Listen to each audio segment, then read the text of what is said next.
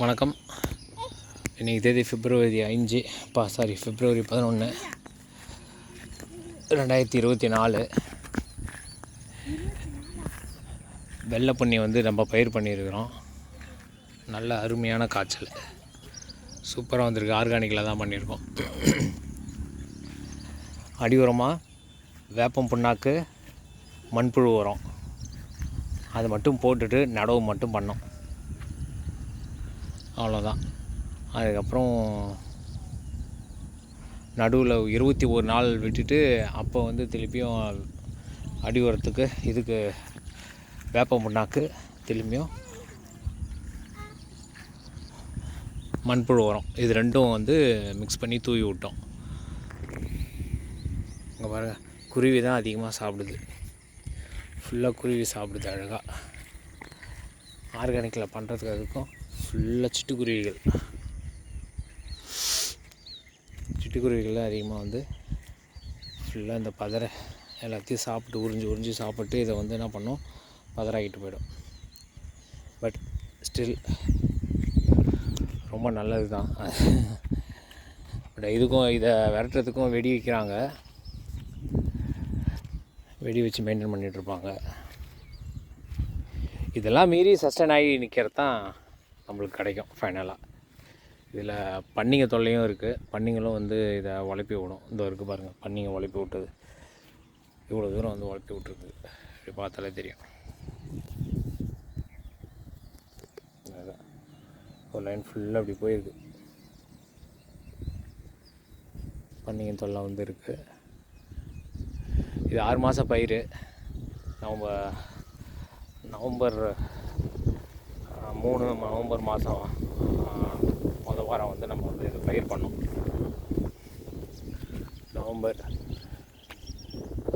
December, ஜனவரி, பிப்ரவரி, March end இல்லை ஏப்ரலில் நம்ம இதை அறுவடை பண்ணிடலாம். இது ஆல்மோஸ்ட் ஒரு 1.5 ஏக்கரு. மழையிலையும் இந்த வெள்ளை பொன்னி ரொம்பவே நல்லா சஸ்டைன் ஆகிருக்குன்னு தான் நான் சொல்லுவேன். அதனால் வெள்ளை பொன்னி இதுவும் ஒரு டைப் ஆஃப் ஹைப்ரிட் தான் சொல்லுவாங்க.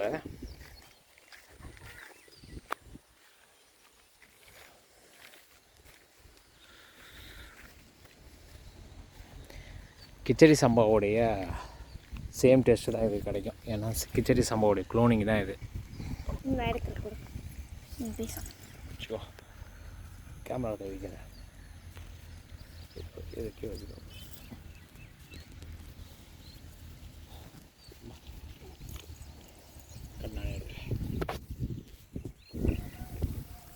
கிச்சடி சம்பாவுடைய க்ளோனிங் தான் வெள்ளை பொன்னி. இதில் அதில் என்னென்ன டேஸ்ட் இருக்கோ அதே டேஸ்ட் இருக்கும். ரைஸ் ரொம்ப வெள்ளையாக இருக்கும். ஆனால் எந்த ரைஸாக இருந்தாலுமே நம்ம அந்த நெல்லை ஒரு வருஷம், மினிமம் ஒரு வருஷம் விட்டுட்டு அதை நம்ம அரிசியாக்கினா தான் டேஸ்ட் வருமே தவிர, நம்ம ஆர்கானிக்கில் பண்ணாலும் அதனுடைய டேஸ்ட்டு, அதனுடைய தன்மை, அதை நாட்கள் ஆவ தான் அதனுடைய ஏஜிங் பவர் கூட தான் நம்மளுக்கு அதனுடைய டேஸ்ட்டே வரும். ஆக்சுவலாக முன்னெல்லாம் தொம்பை இருந்தது, இப்போலாம் தொம்பை கிடையாது யார் வீட்லேயும். அதனால் இதை ஸ்டோர் பண்ணி வைக்கிறதுக்கு ஒரே ஒரு ஆப்ஷன் ரைஸ் மில் தான். ரைஸ் மில்லில் ஸ்டோர் பண்ணோன்னாக்கா அப்படியே இருக்கும். அவங்க அலோவ் பண்ணாங்கனாக்கா 1 இயர் விட்டுட்டு அதுக்கப்புறம் இந்த பயிர்கள்லாம் நம்ம நெல்லெல்லாம் அரிசி ஆக்கிடலாம். நல்லாயிருக்கும், சூப்பராக இருக்கும்.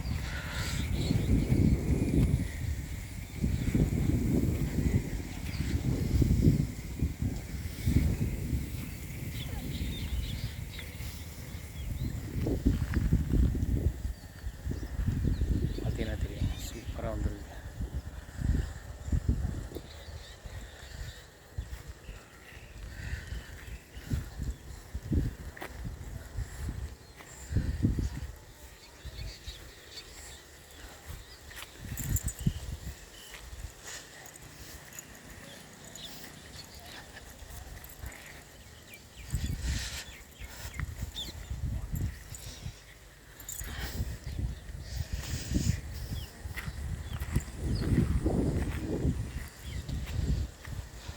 கிணறு. பாம்பெல்லாம் இருக்கும், ஆனால் தண்ணி பாம்பு தான் இருக்கும் அதில்.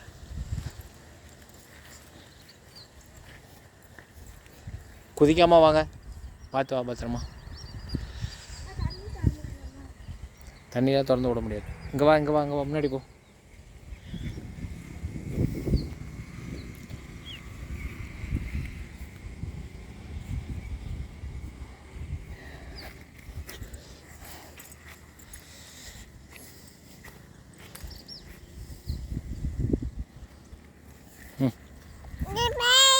பாப்பா பிடிங்க, அது கீழே வச்சு நம்ம போகும்போது எடுத்துருவோம்.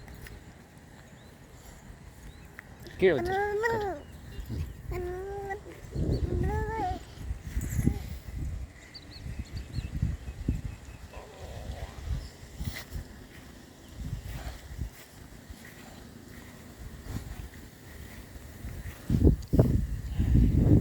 இந்த பகுதி நல்லாவே மழையால் பாதிக்கப்பட்டது. இருந்தாலுமே நம்மளுக்கு ஒரு களை எடுத்தாச்சு, ஓரளவுக்கு ரெடியாக வருது. ஆப்ஷனல் தான் இது.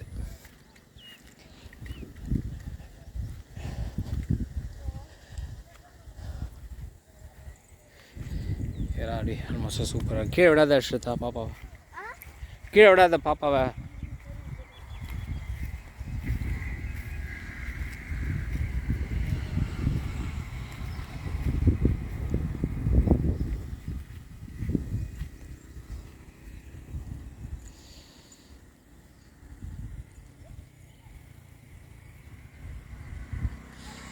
அது வந்து நுணா மரம்னு சொல்லுவாங்க, நுணா மரம்.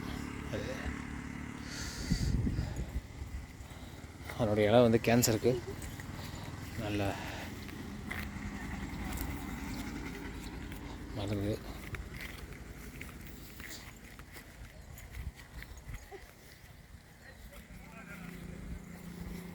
அது பாப்பா கீழே போட்டுறது பார்த்து ஒழுங்கு. அப்படி பாப்பா, பாப்பா ஒழுங்கு அப்படி தூக்கி கீழே விட்டுட்டு தூக்கி இப்படி.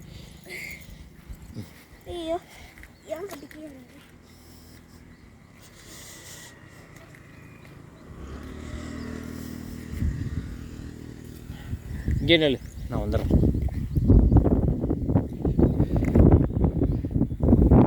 இது பார்த்தீங்கன்னா சுத்தமாக பாதிப்பு.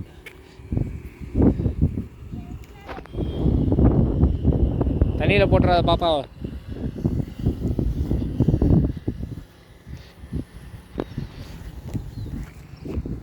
எவ்வளோ மழை வந்தாலுமே இதில் வந்து நின்று தெளிவாக வருது ஓரளவுக்கு. களை மட்டும் இதில் எடுக்கணும், களை எடுத்தாலும் அதிகமாக தான் இருக்குது. இருந்தாலும் வர வரைக்கும் வரட்டும். அங்கெல்லாம் பார்த்தீங்கன்னா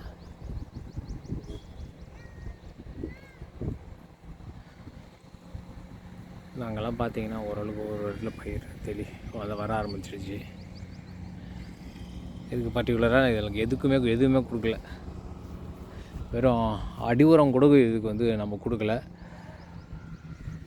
நடவு மட்டும் நட்டு அதோ விட்டோம். மழை வந்து போச்சுன்னு சொல்லிட்டு இதுக்கு எதுவுமே எல்லாம் வீணாக போய்டும்னு சொல்லி அப்படியே விட்டுட்டோம்.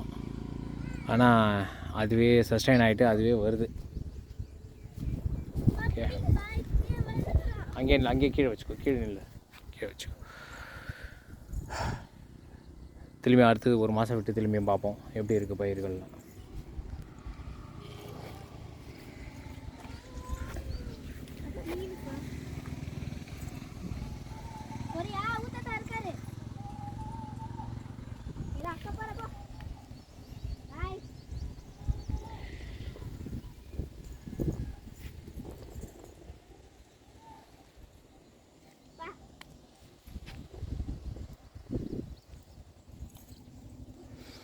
பாப்பா கட்டே.